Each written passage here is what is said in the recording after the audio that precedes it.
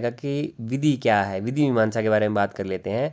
तो तत्र अज्ञात अर्थ ज्ञापको वेद भागो विधि, ठीक है, जो कि अज्ञात अर्थ का जो ज्ञाप करवाए, आपको बताए कि अज्ञात अर्थ जो होता है उसको बताया, ऐसा वेद भाग जो होता है वो विधि होता है।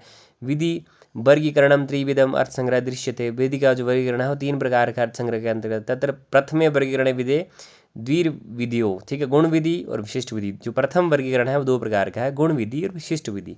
द्वितीय वर्गीकरणम चतुर्विधम, उत्पत्ति विधि, विनियोग विधि और अधिकार विधि, ठीक है, और प्रयोग विधि। ये 4 प्रकार का द्वितीय वर्गीकरण है। और तीसरा वर्गीकरण जो है आपके पास है वो कितने प्रकार का है, वो 3 प्रकार का, अपूर्व विधि, नियम विधि और परिसंख्य विधि, ठीक है। ये विधि का क्या है, आगे क्या बताया गया है कि कितने प्रकार के विधि का जो है वो भेद होगा। लेकिन आपको पेपर में पूछा जाए कि विधि का जो वर्गीकरण है कितने प्रकार का है, तो विधि का वर्गीकरण 4 प्रकार का है मुख्य रूप से, उत्पत्ति विधि, विनियोग विधि, अधिकार विधि और प्रयोग विधि।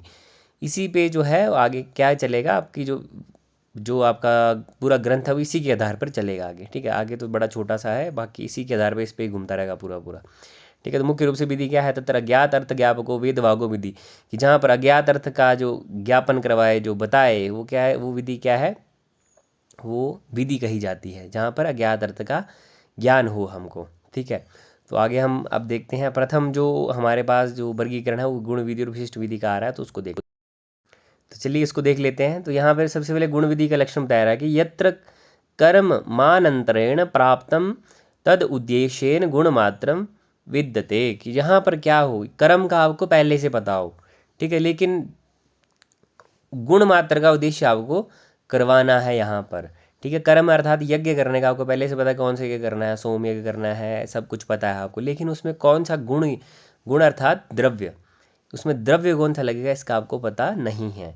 तो उसका ज्ञान करने के लिए आपको सबसे पहले क्या जानना पड़ेगा, वो आपको ज्ञान करवाने वाली जो विधि है वो गुण विधि है। दधना जुहोती, की दही से यज्ञ कीजिए, ये क्या हो गया, एक विधि वाक्य हो गया, जो कि आपको क्या करवा रहा है, पदार्थ का बोध करवा रहा है, ठीक है। सम्यकम अस्ति यत्र कर्म मानंतरेण प्राप्तम तद उद्देश्येन गुणमात्रम विद्यते, कि जहाँ पर गुण मात्र, गुण का जो पहले से हमें पता हो, नहीं सॉरी, जहाँ पर कर्म का हमें पहले से पता है लेकिन गुण मात्र का हमें बोध करना है, वो ऐसी विधि कौन सी होगी, गुण विधि होगी। ददना जुहोती, इसका एग्जाम्पल आ गया हमारे पास, ठीक है, ददना जुहोती ये एग्जाम्पल है गुण विधि का, ठीक है।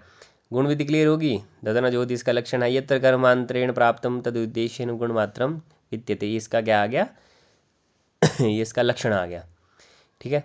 ये क्या हो गया, हाँ। अब चलते हैं विशिष्ट विधि पे। तो विशिष्ट विधि क्या बोलती है, तत्र तत्र तु उभयम प्राप्तम तत्र विशिष्ट विद्येन, कि यहाँ पर हमें दोनों ही प्राप्त नहीं है, दोनों क्या, कर्म भी प्राप्त नहीं है ना गुण प्राप्त है, ठीक है। उन दोनों का हमें एक ही उदाहरण मतलब विधि वाक्य से पता चले, जिसका नाम है सोमेन यजिते, कि सोम से यज्ञ कीजिए, सोम से यज्ञ कीजिए, ठीक है।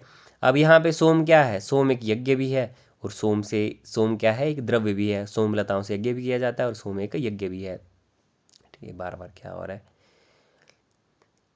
ठीक है। तो यहाँ पर जहाँ पर जो विधि वाक्य हमें दोनों का पता करवाए, किस किस का, यत्र तु उभयम प्राप्तम, यहाँ पर कर्म का भी पता कराए और किसका पता कराए, साथ ही साथ में द्रव्य का भी पता करवाए, ठीक है। सोम द्रव्य भी है और कर्म भी है, ठीक है। अब हम चलते हैं द्वितीय वर्गीकरण पे, ठीक है। तो द्वितीय वर्गीकरण कौन सा आ गया, जो मैंने बोला था मुख्य है, उत्पत्ति विधि, विनियोग विधि, अरे यार क्या हो रहा है, उत्पत्ति विधि, विनियोग विधि, अधिकार विधि और प्रयोग विधि। उत्पत्ति विधि क्या बोलती है आपके सामने, अब इसको करूँगा नहीं टच में।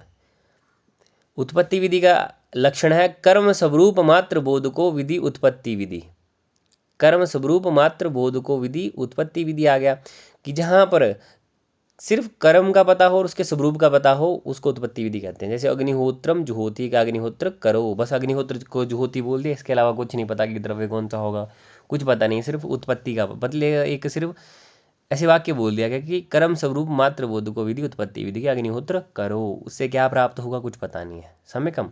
अब चलते हैं विनियोग विधि। विनियोग विधि बोलते हैं अंग प्रधान संबंध बोध को विधि, की जहाँ पर अंग और प्रधान का संबंध बताया जाए उस वेद भाग को, उस विधि को विनियोग विधि कहा जाता है, जिसका उदाहरण है ददना जुहोती, कि दही से यज्ञ करो, ददना जुहोती अर्थात दही से यज्ञ करो, ठीक है।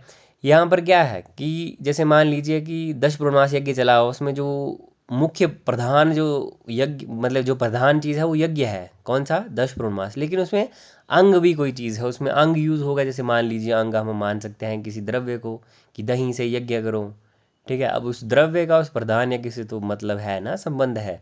इन दोनों का जो संबंध बताए, क्योंकि दही के बिना यज्ञ हो ही नहीं सकता, सोमलताओं के बिना यज्ञ हो ही नहीं सकता, कि जो दही और 10 पूर्णमास का संबंध बताए, ऐसा विधि वाक्य क्या हो गया? विनियोग विधि होगी। अंग प्रधान संबंध बोध को विधि विनियोग विधि। अधिकार विधि पे चलते हैं कि कर्मजन्य फल स्वाम्य बोध को विधि अधिकार विधि। जैसे अब मान लीजिए मैं कोई कर्म कर रहा हूँ, तो उस कर्म को करने का जो फल होगा वो भी मुझे ही मिलेगा ना। जैसे मान लीजिए मैं बुरे कर्म कर रहा हूँ तो नरक मुझे ही मिलेगा। उसी तरह कर्मजन्य जो फल होता है उसका जो स्वामी होता है वो अधिकारी होता है। ऐसे यजेत स्वर्ग काम कि यज्ञ से स्वर्ग की प्राप्ति होती है। जो यज्ञ करेगा उसी को स्वर्ग मिलेगा ना, ठीक है। ये हो गया। प्रयोग विधि चलते हैं। प्रयोग प्राशु भाव बोध को विधि। अब इसको समझेंगे थोड़ा सा कि प्रयोग प्राशु भाव बोध को विधि। अब प्राशु क्या होता है? शीघ्रता, ठीक है। कि जिस विधि वाक्य में प्रयोग की शीघ्रता करने का बोध होता है उसको प्रयोग विधि कहते हैं, ठीक है। प्रयोग विधि का लग गया पता। अब देखो शीघ्रता से वही कार्य कर सकते हैं इसको क्रम का पता हो, ठीक है। तो इसमें 6 प्रमाणों की आगे बात की गई है। षटक प्रमाणानि, ठीक है, जिसमें श्रुति आता है, अर्थक्रम आता है, पाठक्रम आएगा, स्थान आएगा और मुख्य क्रम आएगा, ठीक है। ऐसे ऐसे करके आएगा। लेकिन उसी में श्रुति क्रम में बोला जाता है कि क्रम पर वचनम श्रुति, ठीक है। उसमें 2 भाग हैं उसके, केवल क्रम परम और विशिष्ट पदार्थ परम, ठीक है। उसके एग्जाम्पल दिए गए हैं। वेदम कृत्वा वेदिम करोति, कि पहले वेद करो उसके बाद वेदी को करो, ठीक है। तो जो क्रम को जानता होगा वही इस प्रकार से कर पाएगा ना। फिर आगे दूसरा एग्जाम्पल है विशिष्ट पदार्थ का, ठीक है। उसका अर्थ है वष्ट कर्तु प्रथम वक्ष, कि सबसे पहले उसको वो करो, उसको बख्शी दो, उसको खिलाओ, क्या? पदार्थ खिलाओ ना। इसलिए इस किसका एग्जाम्पल है? विशिष्ट पदार्थ पर विधि का।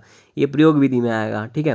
प्रयोग प्राशु भाव बोध को विधि, प्रयोग विधि। ये हो गया द्वितीय वर्गीकरण। अगर पेपर में पूछा जाए कि विधि कितने प्रकार की है, तो विधि जो है वो 4 प्रकार की है मुख्य रूप से। उत्पत्ति विधि, विनियोग विधि, अधिकार विधि और प्रयोग विधि। ऐसा ही आपको बोलना है। उसका लक्षण बता दिया। कर्म स्वरूप मात्र बोध को विधि, उत्पत्ति विधि, अंग प्रदान संबंध बोध को विधि, विनियोग विधि, कर्मजन्य फल स्वाम्य बोध को विधि, अधिकार विधि और प्रयोग प्राशुभाव बोध को विधि, प्रयोग विधि। सम्यकम। अब चलें नेक्स्ट, आगे चलते हैं।